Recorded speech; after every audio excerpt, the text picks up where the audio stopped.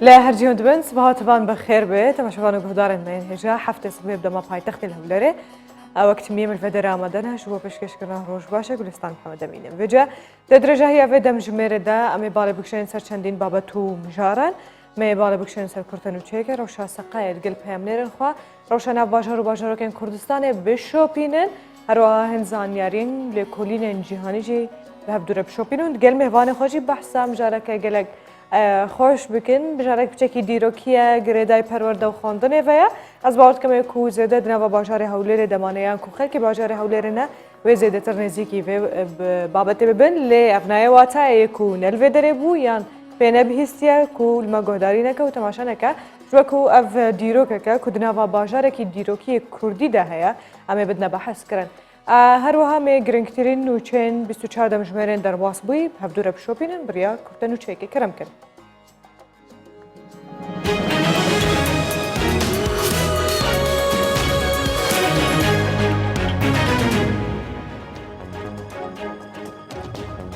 بریار ایرو جوات وزیر هرما کردستان به سرپرستی مسرور بارزانی سروک حکومت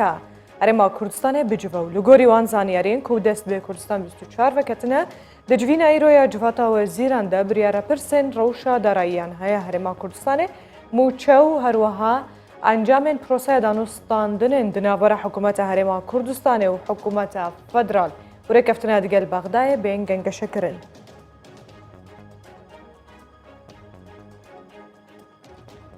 جالی خوا هولر آماده لگور دستوران دانستاندن لگل بغداد که آماده.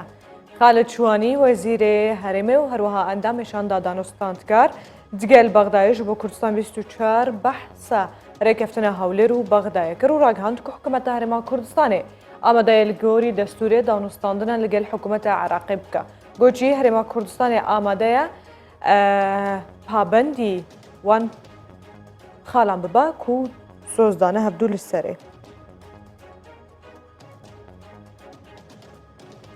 جواتا وزیران بریار لسر آوا و دما دست بکرنا سالانو یا خواندن دیده آران حما سعید وزیر پرورده حکومت هرما کردستان رد که کتو دمک جبو دست بکرنا سالانو یا خواندن دست نشان کربن. گوجی پروژه پیشنیاره که انجمن وزیران ته گوتو بیش کرن و دمک نزیک ده بریار لسر بداین. أنا كسد بجهد بسنورك جبو كريارين جوانين شورشگير بدانين أميداريا گشتي أنجمان اجتماعية كرد لسوريا ده داخليانية كده إرشا بناوي جوانين شورشگير لسر أوفيسا بارتيا ديمقراطا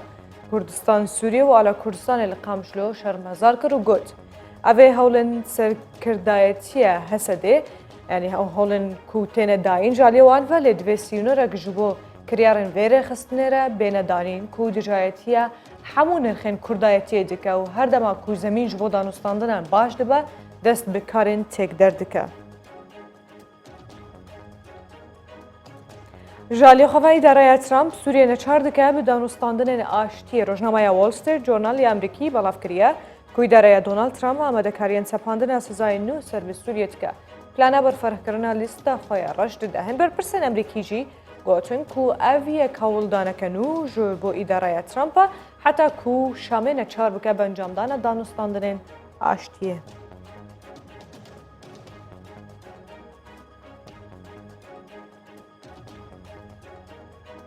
کرته هم بسر هفدو دهات و جمعه چندین بابتو مجارن جواز گل هفدو بشوپین دور نکبه.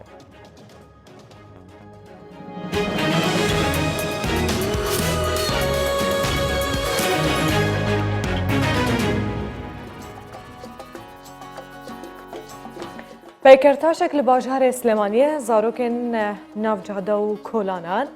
و بتابتی نیو رویان وان کم دکر لسر رصیفه وان جادهان وان فری کاره پیکرتاشی دکه آن کو بتابتی سر بردو که وران زینه انجام دانو همو او پیداویستین کو پیویسته حتی کو بیکاری انجام دادن جواره دابین دکه و بردست دخه بختیار هلا بجایی اف پیکرتاشا کد بجه اف بیروکه جبوه که حتی کو زاروک الما زیادتر نچن نوان لیستکن الکترونی نچن سر پلیستیشن و بالا و نچه سر وان لیستکن بچکی دمکی جبو کار دستیجی ترخان بکن هر وها تا کوب بیروکن خوشی تبلی جواک ببین تبلی دانستاندن ببین ببن بەشێک چالاک لەناوا vê civakê de û her wiha kêmtir wextê xwe jî ji bo bikaranîna mobayl û lêstikên elektrînî derxan bikin. Hevkarê me Aram Bextiyar fîçerek li ser vê bîrokê çêkiriye ez bawer dikim duh di torên civakî de jî me bi hevdûre dît ku hin foto bûn. Li vê carê em ê bibînin çawa vî karî encam didin û biçûma li ser cade çima cade hilbijartiye kerem kin.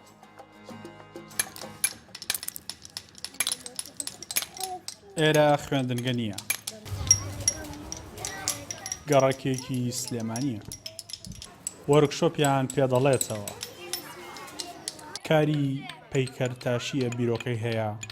منداڵان دوور بن لە بەکارهێنانی مۆبایل و یاریە ئەلکترۆنیەکان لێرە تۆپێک دروستەکەی ئەم تۆپە فێری دروستکردنی کەلابەردیان دەکات یەک بە یەک سەرپەرشتیان دەکات هەر کاتێک ئاستەنگیان بۆ دروست بێت هانا بۆ مامۆستا بەختیار دەبن ئەوش بە وردی ڕێنوێنیان دەکات بیرم لەوە کردەوە ئەگەر بێت تۆ مناڵانە مەژغوڵکەین زیاتر بە ئیشکردنی کەلابەردەکەەوە باشترە بۆی دوورکەونەوە لە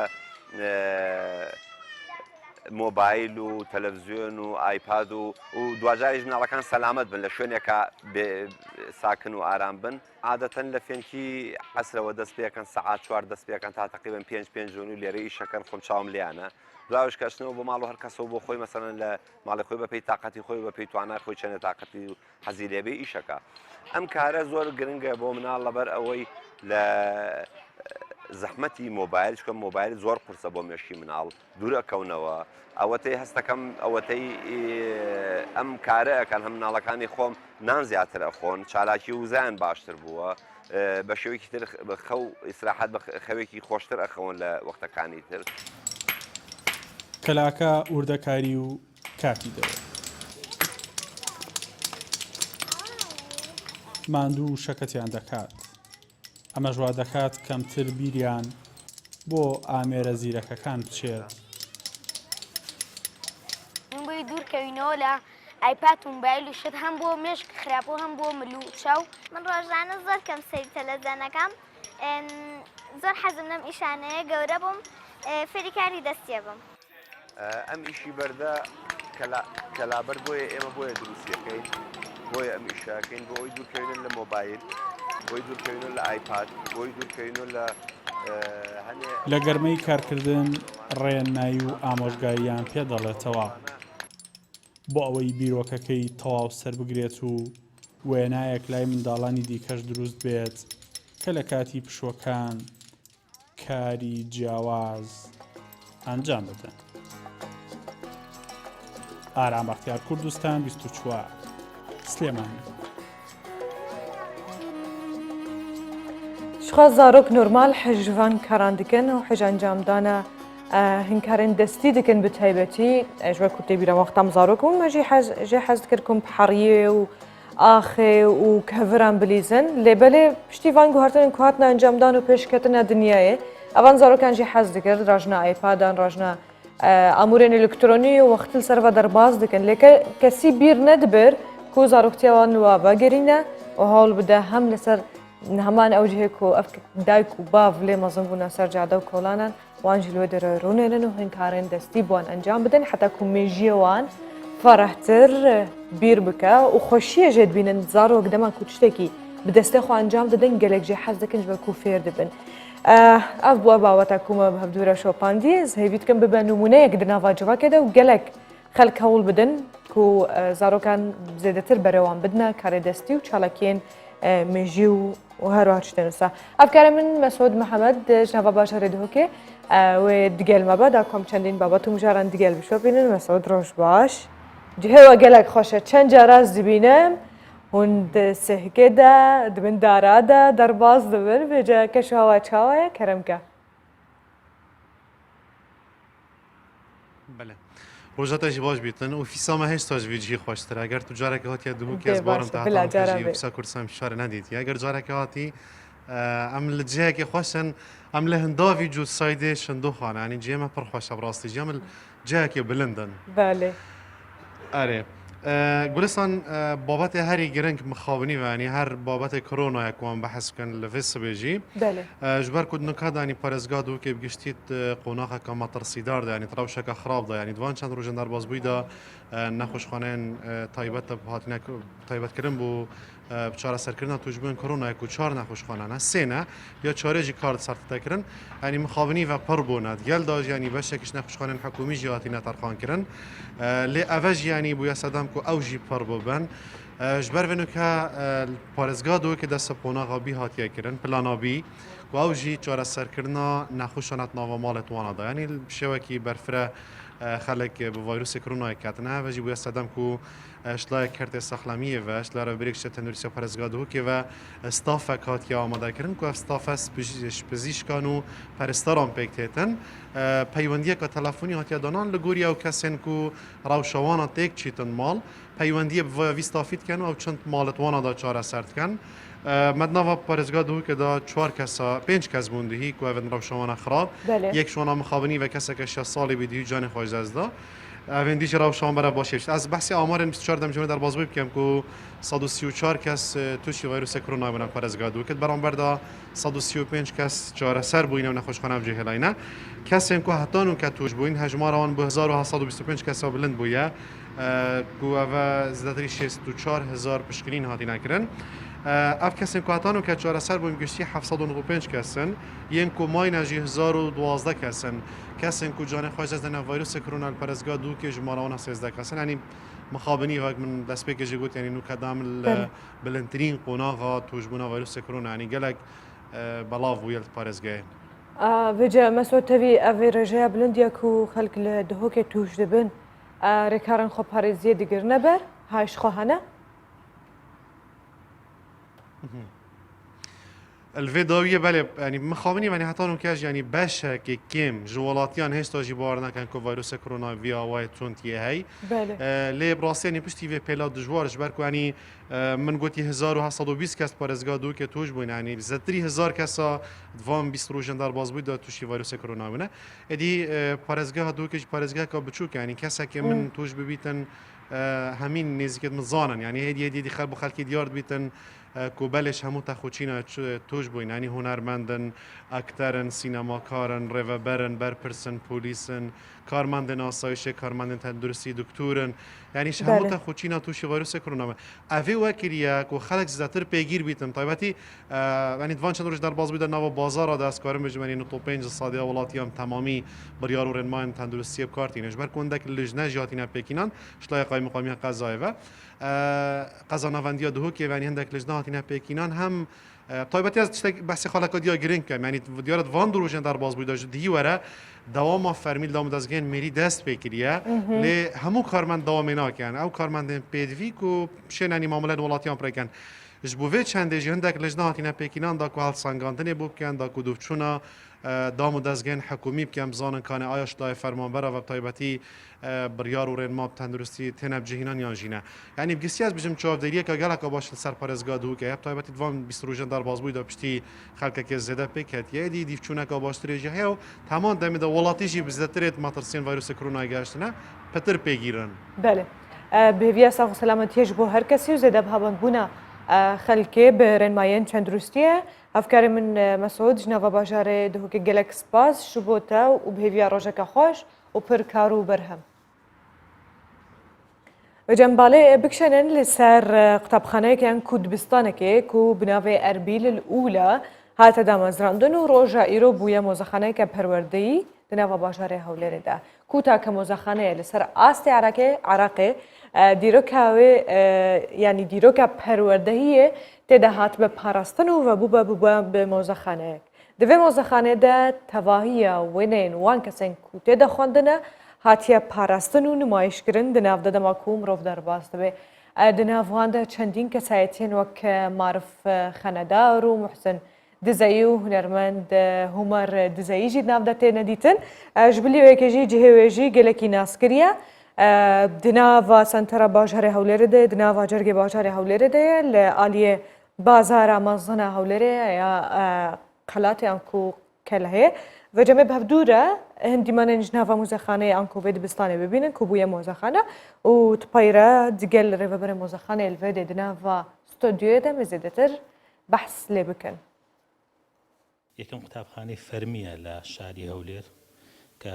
لە خوارەوە دروستکراوە کە پێشتر لەسەر قەڵات قوتابخانەی دیکە هەبووە لە زمانی عوسمانیەکان، بەڵام ئەم قوتابخانە یەکەم قوتابخانەی فەرمیە، قوتابخانەیە کە بەناوی قوتابخانەی بەیەکەوە ژیان و تەبایی ناسراوە، هەر وەک تابلۆیەکمان دروست کردووە کە قوتابیانی کورد، عەرەب، تورکمان،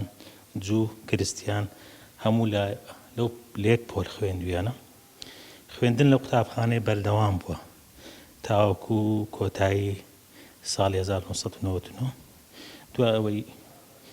شار قەرەباڵغ بووە. قوتابخانەکە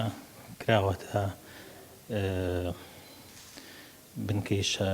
شارەوانی، پۆلیس شارەوانی. دوای بەدوای ساڵی 2012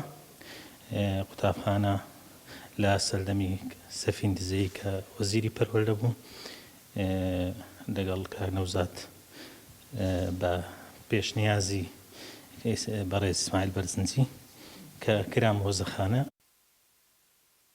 تاکە مۆزەخانەی پەروەردەییە لەسەر ئاستیعراق و ناوچەکە کە مێژووی پەروەردەیی دێرینترین شاری جیهانی تێدا پارێزراوە. لە ساڵی 1920ەوە لەگەڵ دامەزرانی حکوومەتی عێراق قوتابخانە فەرمیەکان کرانەوە. یەک لەو قوتابخانە فەرمیانەش کە لە هەولێر کراوە قوتابخانەی ئەربیل ئولا بووە. ئەم قوتابخانەی خوێندنی تێدا بووە تاوەکو کۆتایی ساڵی 1999 لە تاوەکو ساڵی 1953 بەناوی قوتابخانەی ئەربیل ئولا بوو، دواتر بۆتە قوتابخانەی ئیبن خەلەکان. لەم قوتابخانەیە دەیان کەسایەتی تێدا دروست بووە کە پێشەنگ بووینە لە بواری سیاسەت و پەروەردە و ئەدەب و هونەردا. کە سەردانی مۆزەخانەیە دەکەی دەزانی کە بە درێژایی مێژوو پێکەوە ژیان لە هەولێری پایتەخت ڕەگیدا کوتاوە. قوتابیانی جوو، کورد و تورکمان و عەرەب لەم قوتابخانەیە خوێندویانە. بەشێک لەو قوتابیانەی لێرە خوێندویانە و یادگارەکانیان لە مۆزەخانەکەدا پارێزراوە، کەسانی دیارن و ئێستا بەشێکیان ناوێکی لەبیر نەکراون، وەک مارف خەزنەدار و موحسن دزەی و هۆمەر دزەی و چەندانی دیکە. خەڵکانێکی زۆر لە هەولێر قوتابی بوون ئەو سەردەما تاوەکو داخستنی قوتابخانەکە. بێگومان ژوورێکی تایبەتمان کە ئێستا ئێمە لەی وەستاوین و قسە دەکەین بەناوی ژووری کەسایەتیەکانە. ژووری کەسایەتیەکان ئەم کەسایەتیانە لە خۆ دەگرێت کە لێرە قوتابی بوون ڕۆژانێک و دواتر بوون بە کەسایەتی ناوداری سیاسی و هونەری و ئەدەبی. بۆ نمونە بەڕێز کاک ماشین دزەیی، کاک هۆمەری دزەیی کە کەسایەتی سیاسین، کەسایەتی هونەرین، خوا لێ خۆش بوو فواد ئەحمەد و زۆرانی تر ئەگەر بتوانین زوومی کامەراکانیان بخەینە سەر. بێگومان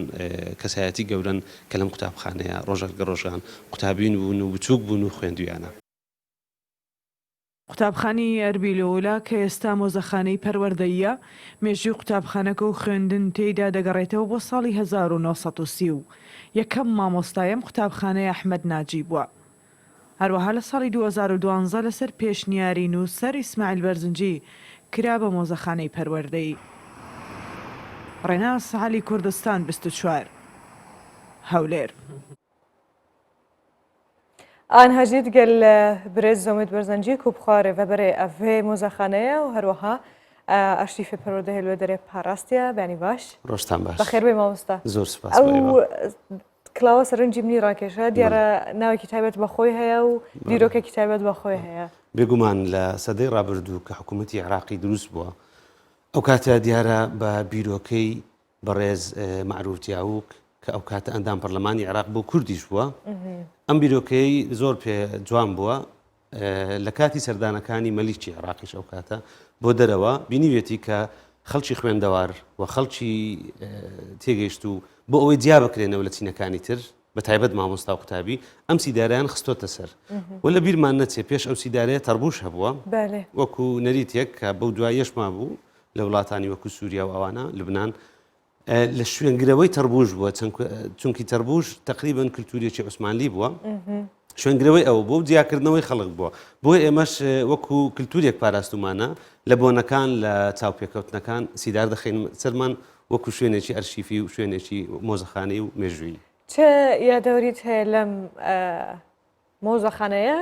کە پێشتر قوتابخانە بوو خۆشت یەکێک لەو کەسانە بووی کە لەوێت خوێندووە و تەواوت کردووە؟ بڵێ بێگومان قوتابخانەی ئەربیل ئولا کە یەکەم قوتابخانە بوو لە شاری هەولێر دوای ماوەیەک قوتابیەکانی زۆر دەبێت قوتابخانەیەکی نوێتر دروست دەکەن چونکە بینایەکە کۆن دەبێت کە دەکاتە بەرامبەر هۆڵی گەل ئێستا ئامادەی ڕزگاریە ئێمە لەوێ قوتابی بوون لەو بینایەنە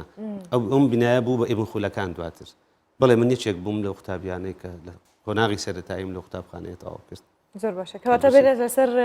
مێژووی ئەم مۆزەخانەیە پێشتر کە قوتابخانە بوو چ ساڵێک دامەزرا و لە چ ساڵێک کرا بە مۆزەخانە و بۆچی؟ بەڵێ قوتابخانەی ئەربیل ئولا وەک پێویستیەک وەک هەوڵێکی گەورەی حکوومەتی عێراقکە لەو ساتە بۆ ئەوەی قوتابخانە بە فەرمی بکرێت قوتابخانە لە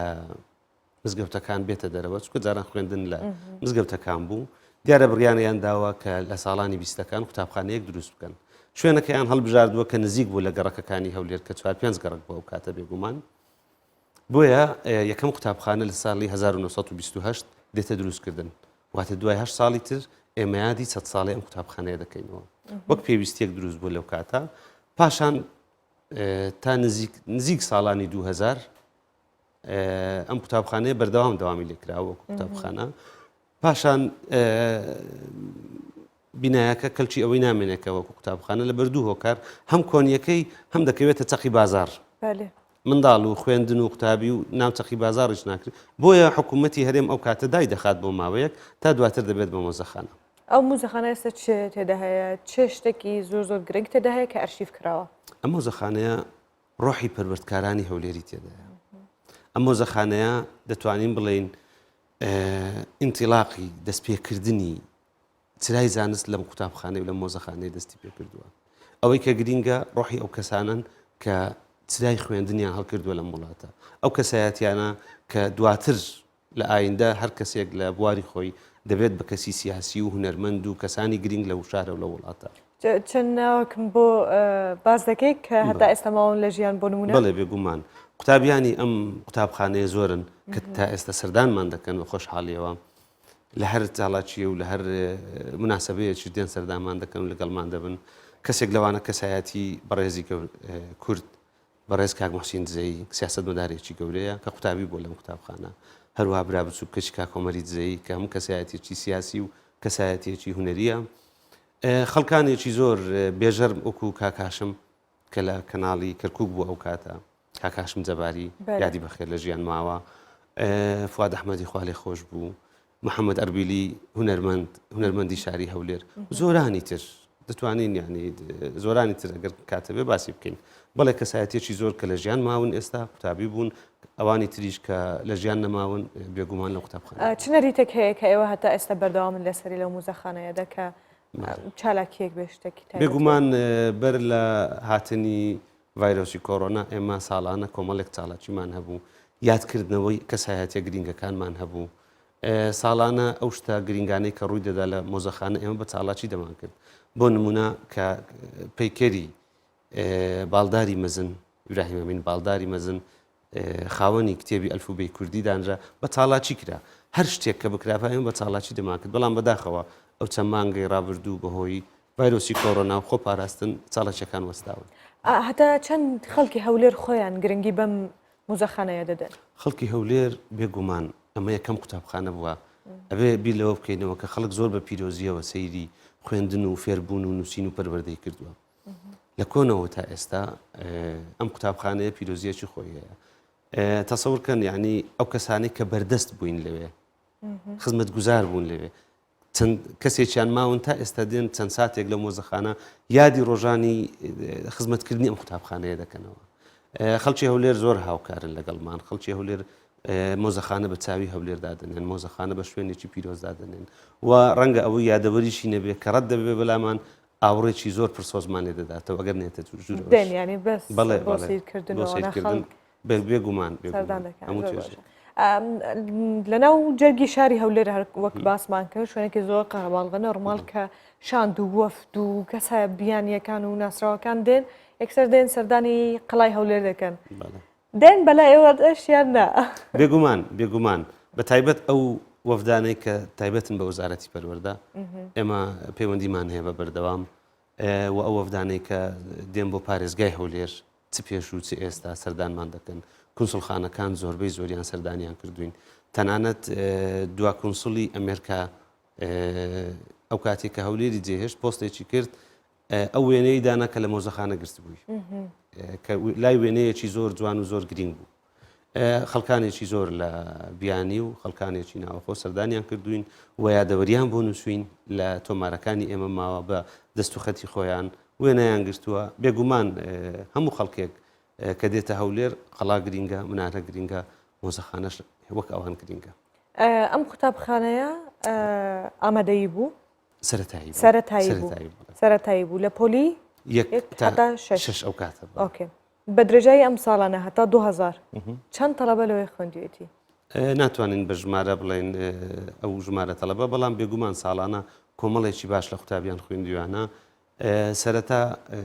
خەڵکانێک هاتوون تەنانەت لە گوندەکانی شەوە هاتوون چونکە تاکە قوتابخانە بووە گوندەکانی دەوروبەری هەولێر خەڵک هاتووە منداڵەکانی خۆی لێ بداناوە وە قوتابخانەیەک بووە تێکەڵاو نەبووە ئەو کاتە قوتابخانەی کوڕان بۆ بەڵێن تایبەت بە کوڕان بووە بەڵێ تایبەت بە کوڕان بووە دواتر دەبێتە قوتابخانەی تێکەڵاو لە 2000ەکان وەکو ژمارە زەبت ژمارەیەکی تەواو دەمێ ناتوانم بەڵام زۆربەی کەسایەتی و خانەوادەکانی هەولێر لەم قوتابخانەیە خوێندویانە دەرچوون دیانی ئەتێکەڵاو نەبوو حتا ساڵی 2000ەکان بڵێ تا ساڵانی دوای 91 دوای راپەڕین ئەو کاتە کە دەبێتە قوتابخانە و بەردەوام دەبێت بێگومان قوتابخانە شتێکەڵاو بوو باشە ئامادەی هەبوو سەرەتایی کەی دروست کرا ئەمە سەرەتایی بوو ئەبوو بورە سەرەتایی ئۆکێ سەرەتایی هەبوو ئامادەی کەی دروست کرا چونکو ئەو بە زانیارەکانی خۆم زۆر کەم بوو خەڵک ڕووی دەکردە شارەکانی تری عراق بۆ بەردەوامی بە خوێندن بدەن بێگومان وەکو یەکەم قوتابخانە سەرەتایی ئەربیل ئولایە دواتر بە پێ ئەو زانیارانەی من لە 60ەکان و 70ەکان ئامادەی لە هەولێر دروست دەکرێت پێشتر یەک ئامادەی هەبووە بزانمەویشە ناوی ئامادەی ئەربیل بووە کە خوێندن تێیدا بەردەوام دەبێت بۆچی دوو ناوی هەیە ئەم قوتابخانەیە ئەم قوتابخانەیە خۆی یەک ناوی هەیە هەر ئەربیل ئولایە بەڵام وەکو گوتم ئەو کاتێک کە ژمارە زۆر دەبێت ناوی قوتابخانەکە و قوتابیەکان دەگوازنەوە بۆ ئەربیل ئولا کە قوتابخانەیەکی گەورە دەبێت ئەوەی کە دەمێنێتەوە بە ئیبن خولەکان دەمێنێتەوە بە ئیبن خولەکان بەڵێ باسی ڕزگاریت کرد ئێستا کە ئامادەی ڕزگاری ئێستا ئامادەی ڕزگاری بڵێ زۆر باشە چ پلانتان هەیە بۆ ئەم مۆزەخانەیە هەوڵ دەدەن زیاتر چی پێشکەشی بە خەڵک بکەن بێگومان مۆزەخانە نابێت لەو ئاستەی کە ئێستا هەیە بوەستێ کارێکی گەورە کراوە کارێکی جوان کراوە بە تایبەت نووسەر و مامۆستای گەورە ئیسماعیل بەرزنجی کە بیرۆکەکە هی ئەوە لە ساڵانی 2010 خەریکە زۆریش پێوەی ماندوو بوو تا گەیشتە ئەمڕۆ بەڵام نابێ مۆزەخانە لەو ئاستە بوەستێ ئێمە هەوڵ دەدەین لە داهاتوودا لەسەر جەم پەروەردەکانی هەرێمی کوردستان مۆزەخانە بکەینەوە واتە هەر پەروەردەیەک مۆزەخانەیەکی پەروەردەی خۆی هەبێت زۆر باش و ئامانجمانە پەیوەندیمان هەبێت لەگەڵ مۆزەخانەکانی وڵاتانی تر بۆ نمونە لە هەر وڵاتێک لە دەوروبەرمان لە وڵاتانی ئەوروپی لە وڵاتانی تر خۆرئاوایی ئەگەر مۆزەخانەی پەروەردەیان هەبێ وەکو ئێمە هەوڵ دەدەین پەیوەندیان لەگەڵ بکەین و سوود لە ئەزمموی ئەوان وەرگن و ئەوانش سوود لە ئەزمموی ئێمە وەربگرن دەستان خۆشوی بەرمان هێوای سەرکەوتن و بەردەوام بن دپاراستنە وی ئەرتیدا یان دەوان شتێن کوماییدا شتێن دیرۆکی وان ئەرشیفان گەلێک گرنگنج بۆمە وزهویت کەم و خەلک هەموو کوردێک زانبێ بۆ نمونە لە فلانجیهی لە باژارێکی دیرۆکی وەک هەولێرێ چه ساڵێکی ئەف دبستان هاتیێ دامەزراندن و کینە و کەسایەتیان کوتێ دەخواندنەوە و نمونەیە خواندنێ بەردەوام بێ دناو جوواکەمەدا و ڕێژەیە خوێندەواریە کێمتر ببێ گەلێک سپاس بۆ برێز هەومید بەرزەنجی و بخۆرێ بە بەرە مۆزەخانەیە و هەروەها ئەرشیفێ پەروەردەیە تدگەل من بووی بێسبێ ماریابا ڕۆژتان باش گەلێک سپاس بەجمێ ڕەوشە سەقایەت گەلاب دوو بشۆپینم زانبن ڕەوشا کەش هەوایە دناوە باژار و باژارێتکەین کوردستانێدا چاوایە کەرم کرد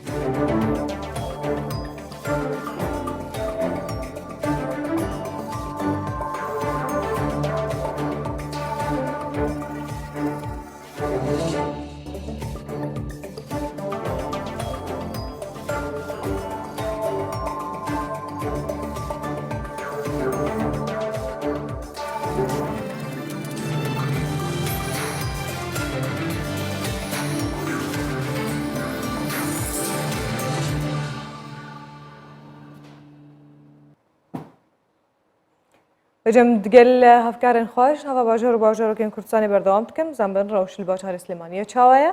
ئەفکارە من دالیا کەمال و دیگەل بە دالیا ڕۆژ باش دیارە هۆڵەکانی لە ژوانی دەکرێنەوە لە شاری سلێمانی یان ئامادەکاری دەکرێت بۆەوەی بکرێنەوە بەڵێ گوڵستان باین تۆ بینەرانی کوردستان 24 باش لە پارێزگای سلێمانی هۆڵەکانی لە ژوانی کراونەتەوە من هاتوومەتەیەکە لەو هۆڵانەی کە لە پارێزگای سلێمانیە تا بزانین بە چه ڕێکارێک یان ئەو ڕێکارە تەندروستیانەی کە لە هۆڵەکانی لە ژوانی دەگیرێنە بەر چۆن چۆنیە لە هەمان کاتدا هەر لە سەلەبیانی زوو چەند کەسێک هاتوون بۆ ئەوەی کە ڕانانەکانی خۆیان بکەن منەمەوێت گفتوگوی زیاتر لەگەڵ ڕاهێنەری جیمەکە بکەم ئەو زانیاریمان پێدەدا کاکێوار ئەگەر بیتە ئێرە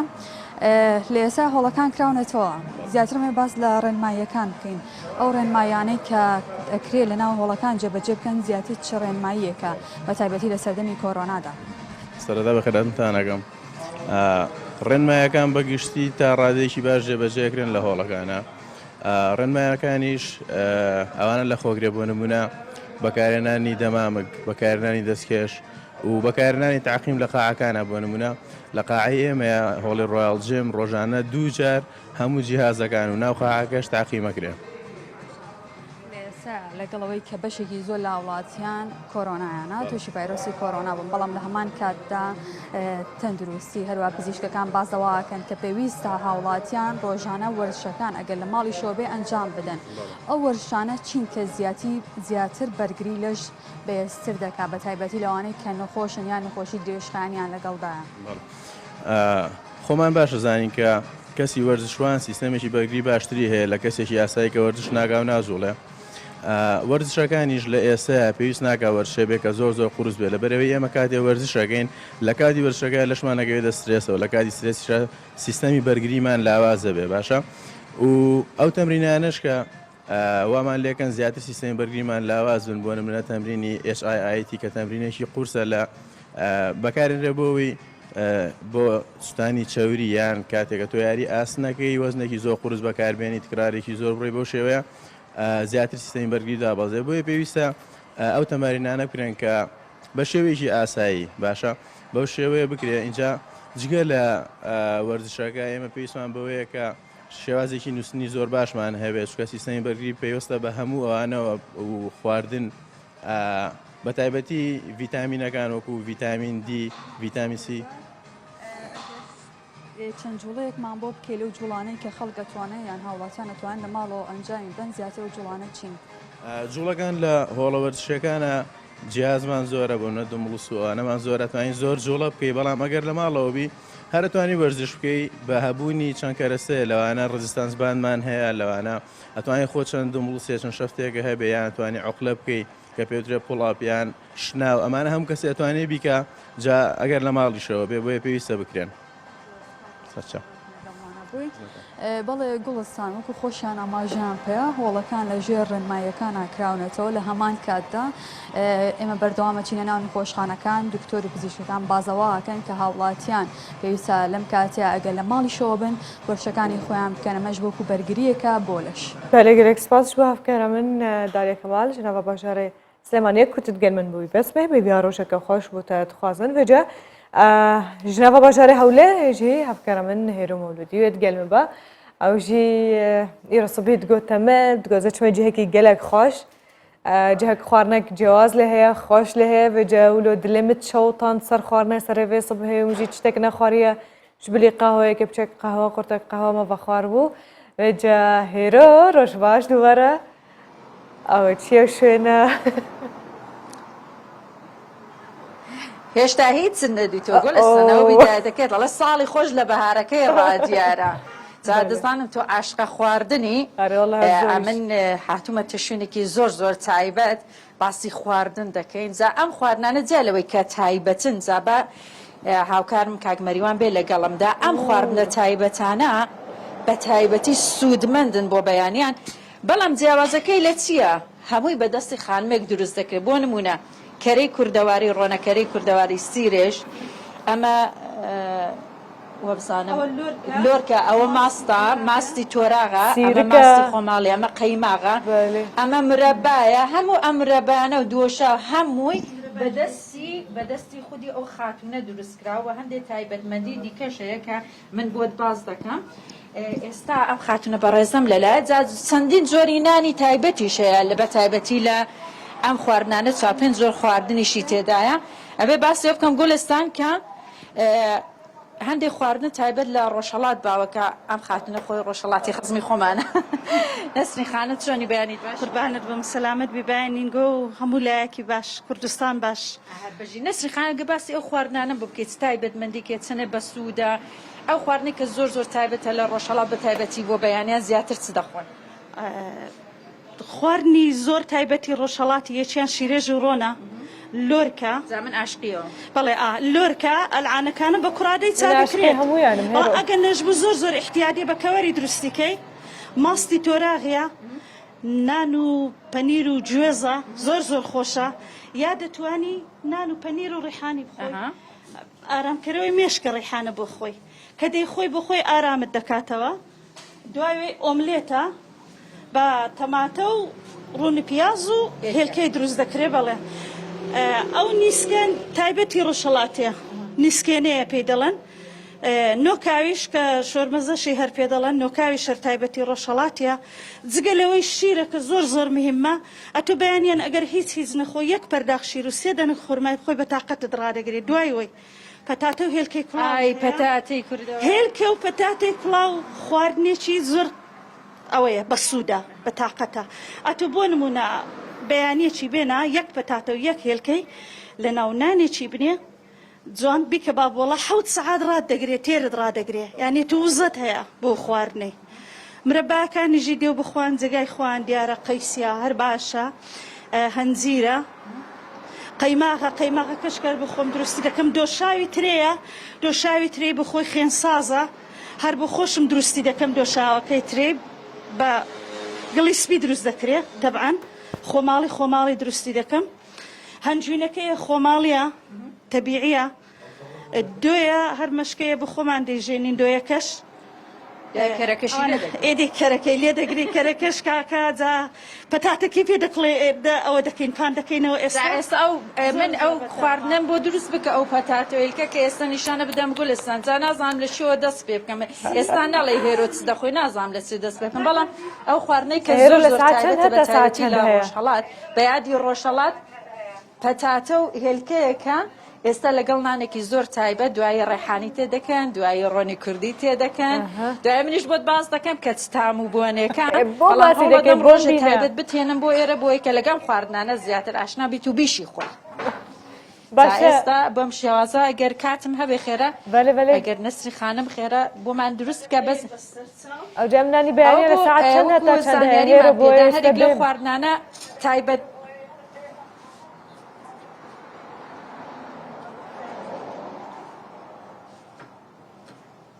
زاگوڵ ئێستام بخۆم عاشقە پەتاتم پەتاتەوەیکە بەو شێوازە دوای ڕەحانیشی تێدەکەن دەبێتە ساندویجێکی زۆر تایبەت و خۆش ئاماژە بۆ کە منانە سازیشی دروست کردوە هەروەکو گوتم 4-5 زۆرنانی تایبەتی هەیە هەرێک لەم خواردنانە سوودی خۆی هەیە ئەو پەتاتە و هێلکەش ئامڕۆ من هیچ و کارمان زۆرە وەکو خۆی کوتی ئەنەرژیەکی باشی ئەو کاتژمێر هەشت کاتژمێر هیچ شتێ نەخۆم هیچ کێشەمان نابێت باشە هێرۆ نزا دەنگێ من تێتە یان نا گەلەوەی ئەو پەتاتە و هێلکەیە پێکەوە زۆر خۆشەوەی دەناو دەکەی ئەو دوێشی دەبی لەگەڵ بێ نابی دوێەکەی زادوی کوردەواریشی لەگەڵ بخۆین ینی ڕۆژهەڵا دەگە و بابۆڵەی دروست دەکا ئەو بابۆڵەی دروست دەکا حتمما پەراغە دوێ چی لەگەڵ پێدا دەکات دەستت خۆش بێ ئەمەش خواردنە بە سوودەکەیە کە ئەوڕۆ وەکو کتم ئەمن باڵێنت پێدەم گوڵستان ڕۆژێک تایبەت دەتێنە بۆ یەرکە بۆی کە سەرجەم خواردنەکان بخۆیت و ئەمە بەشێبوو لە خواردنەکان و نەریتەکان بە تایبەتی لە ڕۆژهەڵاتەوە لە دێن لە داهاتووشدا ئەوە بۆی کە بزانی کە دەشی خۆم لە داهاتووشدا پارسەکان دیکەی کوردستان بە تایبەتی باکوور و ڕۆژاوش بەسەر دەکەن بزانین کە ئەوان بۆ نانی بەیانیان چ دەخۆن کە سوود و تایبەتمەندی هەبێت بەجەنجا هێرۆ دەنگێ من تێتە بەڵێ جەملێتە ساعت چەند حتا چەند هەیە ئەف خوارن هێرۆ تەژمر نەگوت دلێ مدەما لە کاتژمێر حوتونی بەیانی و دەست دەکە هەتا لە شەشەوە ئەم خواردنانە هەیە هەتاکو کاتژمێر هەشتونینەوە بەیانی دی خواردنی بەیانیانە تاوەش خواردنی کوردەواریشیان هەیە بە ڕۆژەکان دەتە کاتژمێر دەیشەوە جۆرها خواردنی کوردەواری و ڕۆژهەڵاتی و ڕۆژاوایی و راشوری هەمووی تێکەڵ کرد هەمووی دروستەکە بۆ هاو ینی ئەم پێرە ناگەن ڕۆژاک و پرۆگرام هەبێ ئەم بچن دەبە ڕۆژێک و پرۆگرام نەبێ ئەم هەب دوور هەرن حتان برستیرا حەت ڕوونن و نانێخوا بخۆن نەولۆ هێرۆ و بێگومان مەبەستە هەفکارە من هێرۆژێک و بەسە ڕۆژهەڵاتیت کە ئەس باوەڕکەم تایبەتن خواردنێک و سبحان لە ڕۆژهەڵاتە کوردستانێ تێنە خواردنمانە بەڵێ گۆگلستا من سۆز دەدەمەتە ڕۆژێکی تۆ دێمە ئێرە تاما نوشی جام بێ ناخوا ئێستا پێت دەڵێم نوشی جامێکە ئەگەر مادەم دەمێ گەلێک سواز ژوە ئەفکارە من هێرە مەولودی ji bo vê sibaha pir enerjî û xweş û xwarinên xweş û bi destê xanimeke ev cihê dilxweşiyek û xanim ji êdî tevlî nav barê kar dibin û toanayên xwe karînên xwe derdixin heta ku karbinewşî ji xwe re karekî bikin û kar jî yanî tiştê herî giring e di jiyana her mirovekî de roja îro gelek spas dibare ji bo hevkara min û nûşî can bêjêre ئەم بین بەحسا چەند وشەیەکی بکن ئەم کو گوتنێکێ کو ئەم بچەندین زاراڤین کوردی بچار زاراڤین سەرەکی ئەم دشۆپینن وێجە ئەم بەحسا سۆرانیتکن کورمانجیتکن و بەحسا هاورامیتکن ئەم هەر هەفتی پێنج گوتنان هەڵدەبژێرن بالێ دکشینە سەر یەک ژێنە سۆرانیت بێژێ دەروات کورمانجیت بێژێ دچە بە هاورامیت بێژە ملۆ بە زازاکیت بێژە شنۆ شنۆش خۆش بری و باژارێکی کوردستانê lê diyara wişeyeke jî ku di nava zerabaya zazakî de tê bikaranîn û watayeke din jê re heye. Bi soranî dibêjin degerêt, bi kurmancî jê dibêjin digere, bi hewramî gêloye, her wiha bi zazakî jê re dibêjin gêreno. Okay. Bi soranî dibêjin hestaye we, kurmancî hem jê dibêjin rabûye. هەورامی دبێژن هۆر ئێستۆ لێ بزازەکی دبێژن وەڕشت و ڕا چێکی گوتنێن باڵگەشن وها بیر دکە و زمانێکی دنە لێ بە لێ زاراڤەیەن کوردینە کوردی گەلک دەوڵەمەندە سۆرانی دبێژێ دەمێنێتەوە کوڕوانجی دبێژە دمێنە بە هەورامی دبێژێ منۆوە لێ بزازەکی دبێژە مۆنەنۆ چێکی نزیکن هەبدوو هەنێک دەربڕینە وشە و گوتنان نزیکەش هەفتوو دناوارە هەورامی و زازاکی دەگەلەکی دەسڕێتەوە بە سۆرانی بە کورمانجی ژێ دبە بە هەورامی کوشەوە ئەس هێویتکەم کو ئەف گوتن ڕاست بێ کوشیوە وێجە ئەس پشتێکی ژێ نەپشت ڕاستم هێویتکەم و نالیکاریا من بکەن بە زازاکی ئەم ژێر دبێژن ئاگێرەنەوە ئەڤن ئەف پێنج و شەین و هەفتانە ئەم دگەل هەفتوو چۆپینن حتا و ئەم زێدەتر زاراڤن خۆین کوردی زمانی خۆی کوردی شیرین نێزیکتر ببن و دەماک و مرۆڤک بزاراڤەیەکە دن دگەلمە بە ئاخەوەم نەبێژن ئەف چه زمانەیەک سەرم ناز بکەن و تێکەلیێنمە بەردەوام ببن بڤی ئەوایی بێجەم بن ji ba Kurê Kurdistanê babeteke mijareke bişopînin ew jî me behsa kasibkarekî bikin ku ji ba Kurê Kurdistanê 4 sala û bi tenê mijûlî hişkirina keskahiyeyan ku şînkahiyê sawza û berhemên kuşt û kaliyê çandinî ye û bi vêriyê ve jî hala de em ku derfeta kar ji bo nêzîkî 3 malbatên din rexsandiye ku salane nêzîkî 600 ton ji keskahî û berhemên çandiniyê hişk dikin û zistanî de tê divê bi corekî tên dema ku bikartînin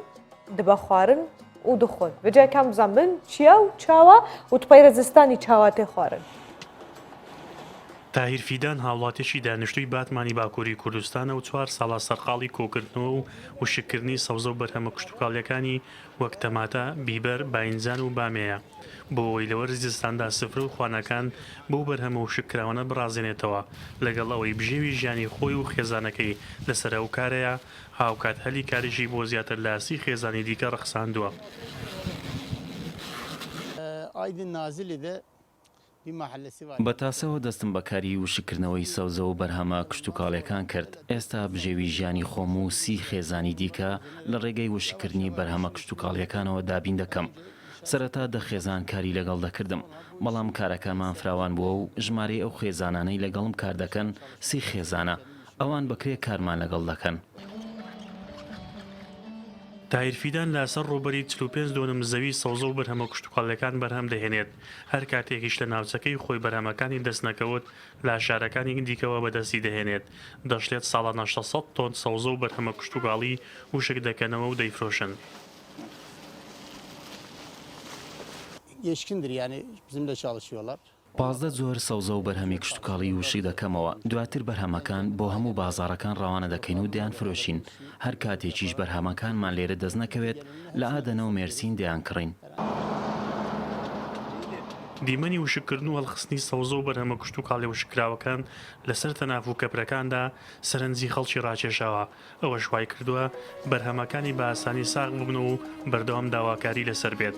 بەرهەمە وشکراوەکان خواردنشی سەرەکی وەرزی زستان و خوانەکانی پێدەڕازێنرێنەوە. شخص باور دکەم gelek hinku piraniya malbatên Kurd û satkirin di dema avînî de an ku çaxê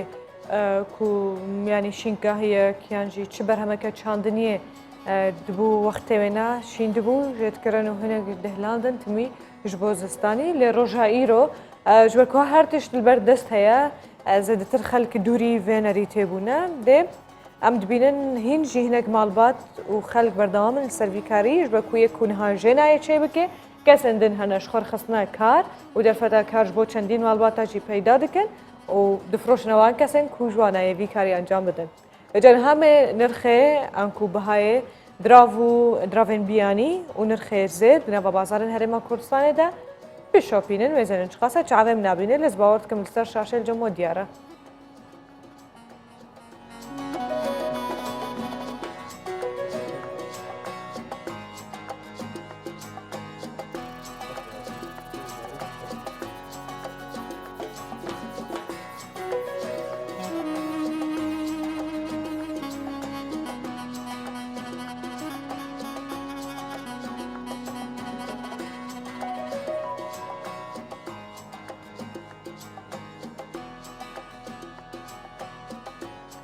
یا گوژمر هاتا گوتن کو دلار امریکی بویه 123,200 دینار عراقی و کو هر وقت مگوتی بچکی چالن ضعیف اش بفنا بیرم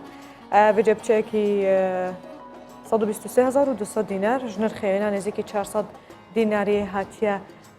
آنکو کم بویه و جب بیا ویم گهنا داویه پروگرام خویا ایرو حتی روش کردن دوباره بچندی بابت مجارن عمل بربن ونجیل باندام بن و من درام خیر خوش دام خاطره و